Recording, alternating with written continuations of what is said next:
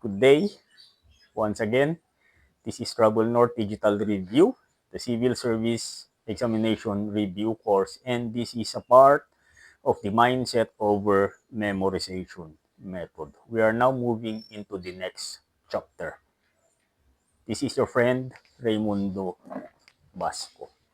So what is the next chapter of the Mindset over Memorization method? The Mindset over Memorization method is a technique na pwede nyong gamitin in preparation for the Civil Service Examination Review. This is mostly about mindset preparation for you to be able to understand more kung ano ang gagawin sa pag-take ng Civil Service Examination. Alam naman natin na marami sa mga kasama natin na nagte-take ng exam na pumupunta dyan sa examination room na may kaba, ninenervyos, may self-doubt,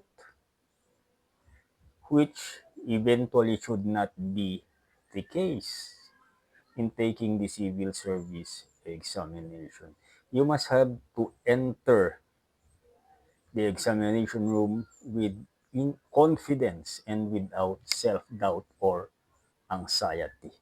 In the previous chapter, natakal natin yan kung paano ka mag-prepare in taking the examination, on how to be mentally prepared, to be mentally aware, and how to be confident enough in tackling the civil service examination.